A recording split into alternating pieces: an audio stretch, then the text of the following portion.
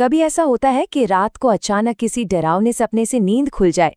आज हम जानेंगे कुछ बहुत ही आसान और पुराने उपाय जिनको अपनाकर बुरे सपनों से छुटकारा पाया जा सकता है और एक गहरी सुकून भरी नींद ली जा सकती है। तो चलिए समझते हैं इन उपायों को। अच्छा, उपायों की बात करने से पहले जरा एक पल के लिए इस सवाल पर सोचते हैं कि आखिर एक अच्छी शांतिपूर्ण नींद हमारे लिए इतनी जरूरी क्यों है। देखिए, ये सिर्फ शरीर को आराम देने के लिए नहीं है। एक अच्छी नींद हमारे दिमाग को, आप कह सकते हैं, रीसेट करती है, हमारी यादों को संभाल कर रखती है और हमारे मेंटल और इमोशनल हेल्थ के लिए एक मजबूत नींव की तरह काम करती है। और ये हम सबने महसूस किया है ना, कि जब कोई डरावना सपना आता है तो वो सिर्फ हमारी रात की नींद ही खराब नहीं करता, बल्कि उसका असर अगले पूरे दिन हमारे दिमाग पर छाया रहता है। एक अजीब सी घबराहट या चिंता बनी रहती है जो हमारे पूरे दिन को प्रभावित करती है। तो इस समस्या से निपटने के लिए सबसे पहले बात करते हैं कुछ पारंपरिक और वास्तु से जुड़े उपायों की। ये एक तरह से नींद के लिए एक सुरक्षा कवच बनाने जैसा है। ये वो तरीके हैं जिन्हें हमारे बड़े बुजुर्ग भी हमेशा से मानते आए हैं। तो इस सेक्शन में हम 3 मुख्य उपायों पर ध्यान देंगे। एक है लोहे की वस्तु का इस्तेमाल, दूसरा है फिटकरी का एक छोटा सा टुकड़ा और तीसरा है वास्तु के हिसाब से सोने की सही दिशा। पहला उपाय तो बहुत ही सरल है। बस रात को सोते समय अपने तकिए के नीचे लोहे की कोई छोटी सी चीज रखनी है। ये एक मामूली सी चाबी हो सकती है या फिर एक छोटा सा चाकू। अब इसके पीछे की जो मान्यता है वो बड़ी दिलचस्प है। ऐसा माना जाता है कि लोहा अपने आसपास से नेगेटिव एनर्जी को दूर रखने में मदद करता है। अगला उपाय है फिटकरी का। करना बस ये है कि फिटकरी का एक छोटा सा टुकड़ा लेकर उसे काले कपड़े में बांध लें और इसे सोते समय अपने सिर के पास रख लें।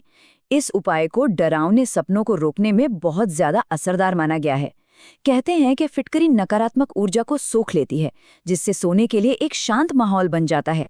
और अब आते हैं वास्तु के एक बहुत ही जरूरी नियम पर, सोने की सही दिशा। हमेशा कोशिश करें कि सोते समय सिर दक्षिण या पूर्व दिशा की तरफ हो। उत्तर दिशा में सिर करके सोने से बचना चाहिए।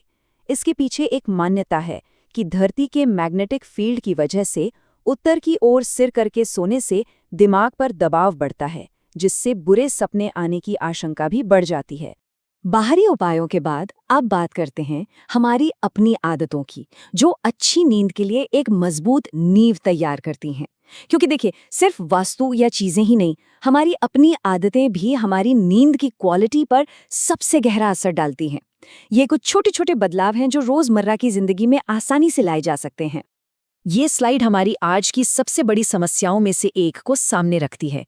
एक तरफ है डिजिटल तनाव, जहां हम सोने से ठीक पहले तक मोबाइल या टीवी स्क्रीन से चिपके रहते हैं, और दूसरी तरफ है डिजिटल डिटॉक्स, जिसका मतलब है सोने से कम 1 घंटा पहले सभी स्क्रीन को खुद से दूर कर देना। यकीन मानिए, ये छोटा सा बदलाव बहुत बड़ा फर्क ला सकता है। हमारी अगली आदत जुड़ी है खाने से। रात का खाना हमेशा हल्का होना चाहिए, जो आसानी से पच जाए। अगर हम भारी खाना खाते हैं तो हमारा शरीर रात भर उसे पचाने में ही लगा रहता है। इससे शरीर में एक तरह की बेचैनी पैदा होती है, जो सीधे सीधे हमारी नींद में रुकावट डालती है। अच्छा, बाहरी माहौल और शारीरिक आदतों के बाद अब हम उन उपायों पर आते हैं जो समस्या की जड़ पर काम करते हैं, यानी हमारे मन पर। क्योंकि सबसे जरूरी है मन को अंदर से शांत करना। अगर मन में ही उथल-पुथल मची हुई है तो कोई भी बाहरी उपाय पूरी तरह से काम नहीं कर पाएगा। इस पवित्र मंत्र में मन को शांत करने की एक अद्भुत शक्ति छिपी है।